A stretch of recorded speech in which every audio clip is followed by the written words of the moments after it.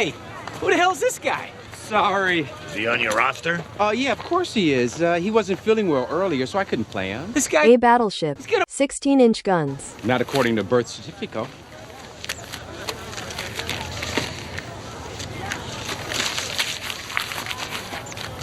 He's got documentation. Play ball! Hello, good people of YouTube. Mountbatten here. Still a little bit under the weather, if you can't tell by the sound of my voice. I did unfortunately have to go outside as part of my super secret mission that I returned home yesterday from, and this is what my body is punishing me for. So, sorry if I sound a little off in today's video and for the next couple of videos. Hopefully it'll clear up after that. Anyway, while I was away, Update 14.2 was released. One of the big additions in this update was an entirely new type of ship, the experimental ships, which I got to play a little bit of one of them on the PT server, that being the Oregon, the essentially Georgia that's been up-tiered to tier 10 and supercharged. But now that they're out and about on the live client, I decided to start by checking out the tier 9 experimental ship, the Vyazma. One of those is, I'm sure, kind of correct. But anyway, so the Vyazma is a really interesting little boat for a couple of reasons. First off, it's based on the Borodino, which is the tier 8 premium Soviet battleship. It's essentially a Stalingrad hull with some, I believe, Vladivostok guns bolted to the deck, and by some, I mean 6. You get 2 turrets, 3 guns, a turret, bolted to the forward deck of what is essentially a Stalingrad hull. The nose armor is very, very similar to the Stalingrad. You got a little bit of a difference when the hull meets the nose, and then the side armor, the Citadel armor, is a little bit thicker. The Stalingrad's belt armor is 180 millimeters thick. The Vyazma on the Borodino's belt armor is 220 millimeters thick. But it is a super similar armor layout otherwise, so that's why I just say a Stalingrad hull for brevity's sake, right? So that's the Borodino. You slap 12-kilometer radar on there, and you get sent into battle. Now, the Borodino is a pretty well-balanced ship because, yes, you get 2 more accurate, I find at least, Vladivostok turrets on your Stalingrad hull, meaning that you've got a pretty nice bit of firepower there with the, the Soviet shells, the better accuracy, but you are sacrificing a bit of tankiness because you don't have, of course, a Vladivostok hull. You have a Stalingrad hull with a little bit thicker belt armor, but you still get that 25 millimeter nose, that very big 25 millimeter nose with, yes, a little bit of a, icebreaker bow there to kind of bounce some shells that land right at the waterline, but most tier 8 battleships have no problem, punching you through your nose in the Borodino. But again, you get radar and the Vladivostok guns, so it kind of balances out in and of itself right there. And again, there's no turrets in the back, so if you get caught, you are kind of extremely screwed in that case. So a pretty well balanced ship that's a pretty fun ship to play, in my opinion. Now the Vyazma, if you might be thinking, well, Sealord, if that's what the Vyazma is based off of, surely it's a little crazy because it's an experimental ship, but it can't be that crazy, is it? Oh, I can assure you it is, because the Vyazma is not only a Borodino up tier to tier 9, but it's the Borodino up tier to tier 9 and moved to a cruiser slot. That's right, this is the first cruiser in the game with 16-inch guns, which is just absurd right then and there. Now, we do have a couple of cruisers with 15-inch guns, and they're pretty crazy too, but 16-inch guns, 16-inch Soviet guns, with the fight-or-flight trait baked in. Which, if you don't know, these ships, the way that their fight-or-flight trait works, it's just a trait that the ships have, or a skill, I think they call it a trait, skill, whatever you want to call it. They spawn in with less HP, and they have a baked-in adrenaline rush boost on top of the normal adrenaline rush boost, and as their HP gets lower, not only does their reload time get faster, but their dispersion gets better. That's right, the lower your HP is, the more accurate your guns are.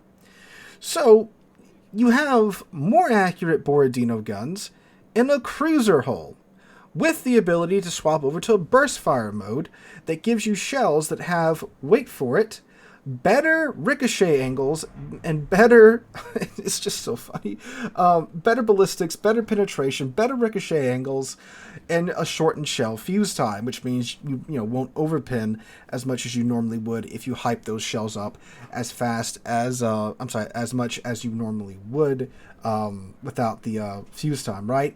So that in and of itself is pretty freaking crazy. Now, this takes up a cruiser slot.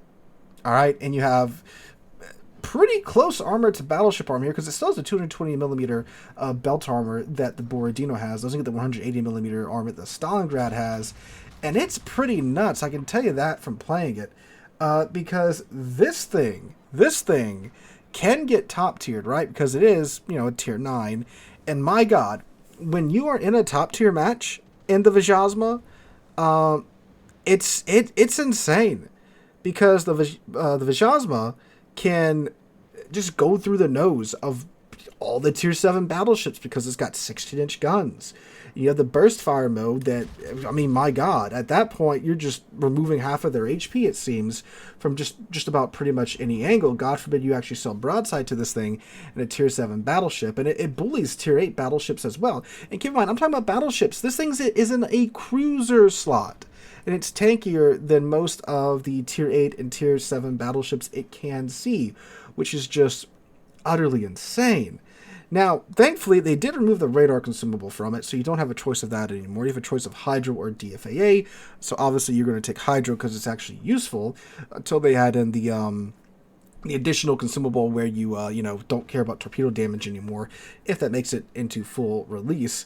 So, yeah, this thing is just downright nuts. If you know how to play large Soviet ships, you can just walk over anything in a tier 8 or a tier 9 game. A tier 8 or a tier 7 game.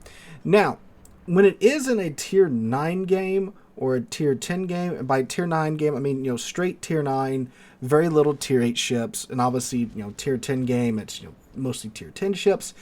It is a little bit more tamed because at that point you can't just overmatch everything in existence with your 16-inch guns, and at that point too, obviously the enemy ships have enough range to kind of find your broadside when you're trying go in bow tank or angled into whatever's in front of you. So you do have a greater chance of getting slapped in your side in those higher tier games versus again a tier 7 game where the enemy ships don't really have the range to do that at that moment. So it's a little more tamed when you're in that situation, but it is still a very, very strong ship, considering that you can be matched up against any other cruiser in that same slot. And if it's not something like a Siegfried or the Sevastopol, which has 15-inch guns, then yeah, it's not really a fair firepower matchup by any standard, right? And obviously, again, with having the Soviet 16-inch guns, that's a little nuts. And I mean, when you get down with this thing, like down to the last 20% HP, you are really cooking with the reload time there, especially if you take the reload module on the main battery guns, because why wouldn't you? It's just absurd the amount of shells that this thing can chuck out in any given time. And again, keep in mind, they get their default adrenaline rush on top of normal adrenaline rush.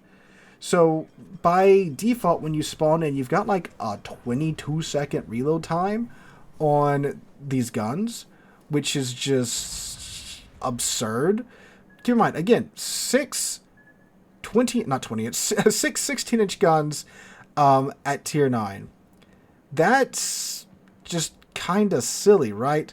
The thing normally has a 29-second reload time. Again, when you spawn in, you're down to 22 seconds. So it doesn't take a whole lot to get you down to a sub 20-second reload on these 16-inch guns, which just lets you walk all over tier 7 ships.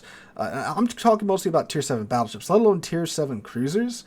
I mean, shoot. Now, granted, they are the Soviet APs, so unless you're using the special ammunition, then you're not really, you don't get the shortened fuse times. So you still got to short the shells a little bit, let them go in the water, slow down, and then get through to the Citadel, the target ship. But I mean, still, the thing's just insane. The match you're watching in the background is actually a quite terrible game for my team, but as you can see, I don't really have a problem just walking all over these tier 7 ships that I come up against, which is just downright goofy, and apparently everyone's loving the Mets right now, so there's that. Now, the Vyazma, I wouldn't exactly rush out to buy it because this is only going to be here.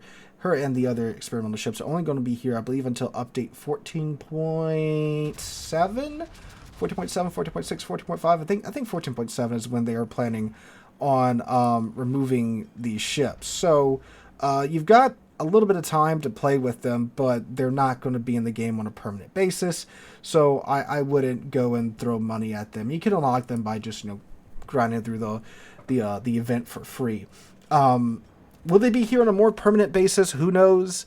Wargaming loves trying out things in temporary modes or temporary events, because apparently myself and others, when we were informed that these experimental ships, they're only going to be here for this temporary event, many of us of course thought, okay, well, there's going to be some temporary game mode or whatever we can try out these ships, but turns out that temporary event was then coming to random battles for, again, 5, 6, 7 patches, however long they're going to be here for. So they're not going to be here on a permanent basis as of right now, but who knows? Maybe they'll return in the future. Super ships were only supposed to be here in a temporary game mode, and now look what happened, right? They're in the game in random battles. So it's definitely pretty cracked. I don't know if they're going to do any more nerfs to it since it is only here, quote-unquote, temporarily. It could probably use a couple, or maybe have its own special matchmaking bracket where it can only be, match made in tier 8 and above matches, because it does absolutely walk over tier 7 ships at the moment. And I would imagine you have to play against this in Colorado. Like, think about that. You have to play against this thing with an engine boost, with Soviet 16-inch guns, with a crazy reload time, with the burst fire mode, in a Colorado. That's just downright abuse at that moment, right? So, yeah, the thing's cracked. If there's one on the enemy team, watch out for it. Definitely taking the opportunity you can to clap his broadside. It still does very much have that weakness, right? If you can get behind it, yeah, it's not going to be a great time for the Vyazma. Vyazma. I think that's how you play Vyazma? Whatever, Russian word. So there is that. And again, I think when it's in, normal tier 8, tier 9, tier 10 matches, it's a lot more fair, but my god, it just bullies tier 7 ships. And don't get me wrong, a lot of tier 9 ships do, but this is just an extreme case in my opinion. But yeah, the ship's cracked. You can throw Kusazov on it for that additional heal, right? It's got an improved heal on top of all this too. I forgot to mention that, right? It gets the improved heal, right? So that's a little nuts as well. But yeah, it's a crazy ship. I guess I'll try out the Mets next and talk about her in a future video, but it's cracked. If you see one, try to kill it as fast as you can for sure, because it's not going to be a great time for you if you're in a tier 7 ship. But we'll see what happens with these ships. Maybe they'll stick around in the game for some time. Maybe they won't. Let me know what you guys think about her in the comments down below, and the other experimental ships as well. Hope you guys have a wonderful Friday, wonderful rest of your week. Hope to catch you guys in the next one.